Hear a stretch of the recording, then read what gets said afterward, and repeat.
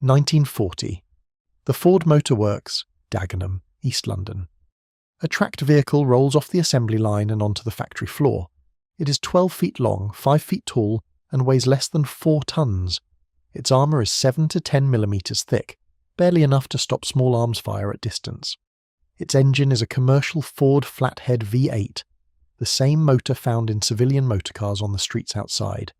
It typically carries a crew of 3, sometimes with additional passengers, crammed into an open-topped steel hull with no roof, no turret, and no heavy armament. A single Bren light machine gun is pointle mounted at the front. That is all. It looked like a toy. It looked like someone had bolted tracks onto a bathtub and called it a fighting vehicle. Officers in the War Office called it a utility. Soldiers on the ground called it something worse. It was too small to be a tank, too thin to survive a direct hit, and too lightly armed to fight anything bigger than an infantry section. It would go on to serve on every front of the Second World War, fight in the deserts of North Africa, the jungles of Burma, the beaches of Normandy, and the frozen steppes of Russia. It would be built in 5 countries, operated by more than 30 nations, and produced in numbers that dwarfed every tank, armoured car and half-track the Allies ever fielded. Over 113,000 were built. No other armoured vehicle in history has ever matched that figure. Its official designation was the Universal Carrier. The men who rode it,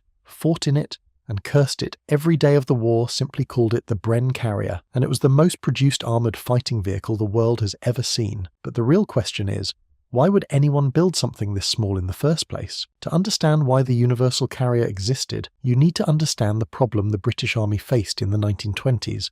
The Great War had proven that infantry on foot could not survive the modern battlefield without armoured support. Tanks were the answer for breaking through fortified lines, but tanks were expensive, slow to produce, and far too heavy to accompany every infantry battalion. What the British Army needed was something smaller, cheaper, something that could carry a machine gun crew or a load of ammunition across open ground, without exposing them to every sniper and shell fragment. It needed a vehicle that was not a tank but moved like one. The idea began in a garage. In 1925, Major Gifford LeCaine Martel of the Royal Engineers built a tiny one-man tank from spare parts, and demonstrated it to the War Office. The concept caught the attention of 2 engineers named Sir John Valentine Carden and Vivian Graham Lloyd. Their small firm, Carden-Loyd Tractors Limited, based in Chertsey near London, began designing miniature tracked vehicles powered by Ford Model T engines. By 1928, Vickers Armstrongs had purchased the company, and the Carden-Loyd Mark VI tankette became one of the most exported military vehicles of the interwar period. 16 nations bought it or built copies under license. The Soviets based their T-27 on it. The Italians derived their L-335 from it. But the tankette itself was too cramped and too limited for frontline service. What followed was a series of larger designs: the medium machine gun carrier,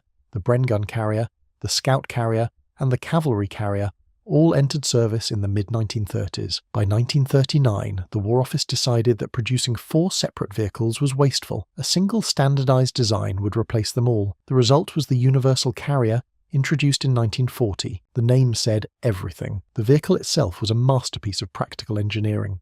The hull was an open-topped steel box, wider at the front and narrowing toward the rear, with the Ford flathead V8 mounted in the centre of the chassis. This gave the carrier 85 horsepower, enough to reach 30 miles per hour on roads and 15 across broken ground. For such a small machine, that was more than enough. The driver sat at the front left, the gunner at the front right behind the Bren mount. An additional crew occupied narrow compartments along each side of the engine bay. Steering used a controlled differential system for gentle turns, with track braking for sharper manoeuvres. The suspension used Horstmann springs paired with 2-wheeled bogies, giving the little vehicle a surprisingly smooth ride over rough terrain. Its operational range was approximately 150 miles under ideal conditions on 20 gallons of fuel. Its armour would stop shell fragments and small arms fire at range, but nothing heavier.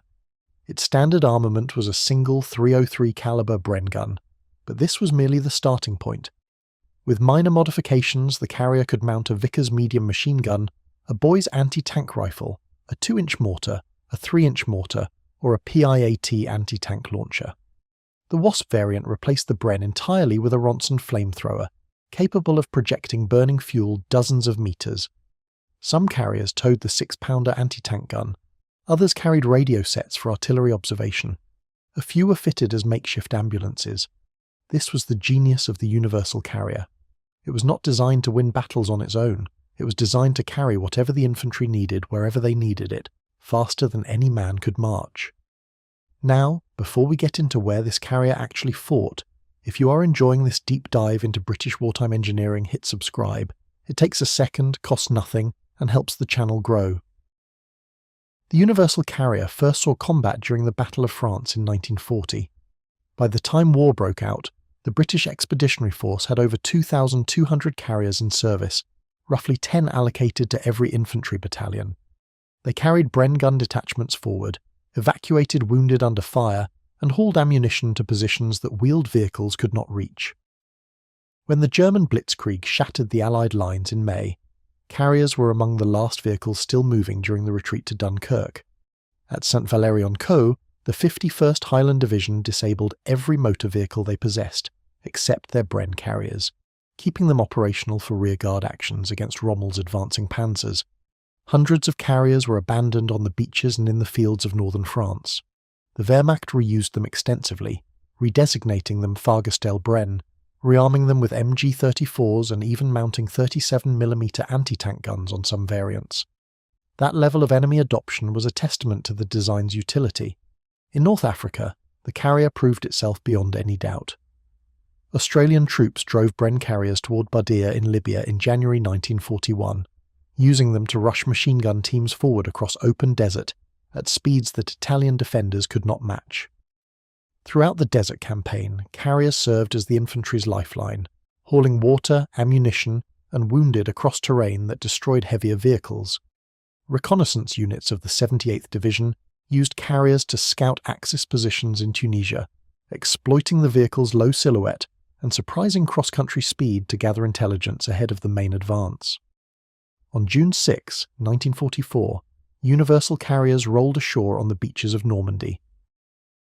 Fitted with wading screens to keep water out of the engine bay, they were among the first tracked vehicles to land at Sword Beach, carrying machine gun teams and anti-tank weapons inland, while infantry were still pinned under fire. In the weeks that followed, the Wasp flamethrower variant saw its first operational deployment in the hedgerows, burning out German positions that small arms could not reach. Canadian and British units used them extensively through the campaign in northwest Europe, spraying jets of flame into bunkers, buildings and fortified ditches.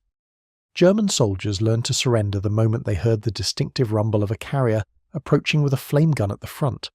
In Burma, carriers operated in jungle terrain that would have immobilized larger vehicles. In Italy, they climbed mountain roads and forded rivers alongside Sherman tanks. In the Soviet Union, over 2,600 Universal carriers were delivered under Lend-Lease, where the Red Army used them primarily as armoured personnel carriers and reconnaissance vehicles, though Soviet crews complained that the narrow tracks performed poorly in deep snow and thick mud. On paper, the American M3 half-track looked superior. It was bigger, carried more men, and mounted a .50 caliber heavy machine gun, but the half-track cost significantly more to produce and could not go everywhere the Universal Carrier could. The carrier was lighter, lower, faster across broken ground, and absurdly cheap to manufacture. Its Ford V8 engine used components shared with civilian production lines, and its simple construction allowed factories in Britain, Canada, Australia and New Zealand to produce them in staggering numbers. Over 40,000 were built in the United Kingdom alone. Ford of Canada produced 29,000. Australia built 5,600. New Zealand manufactured 520.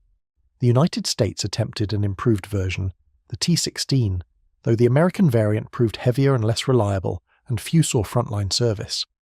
After the war, the carrier's story did not end. Israel used them extensively during the 1948 Arab-Israeli War. The Netherlands deployed carriers during the Indonesian War of Independence. West Germany received 100 ex-British carriers for the Bundeswehr in 1956. Pakistan used them as mortar carriers and crew training vehicles. The Irish Army operated 26 carriers acquired as early as 1940. Production did not finally cease until 1960. Total output reached 113,000, a figure no other armoured fighting vehicle has ever approached.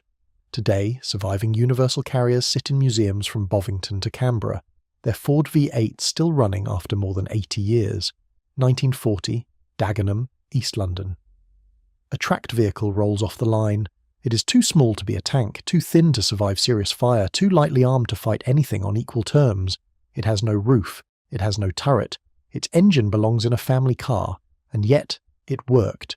It worked in the sand of Libya, in the hedgerows of Normandy, in the jungles of Burma, and on the frozen plains of Eastern Europe. It carried Bren guns and flamethrowers, mortar rounds and wounded men, radio sets and ammunition crates. It was built in 5 countries, used by more than 30, and outlasted vehicles that cost 10 times as much. 113,000 were made.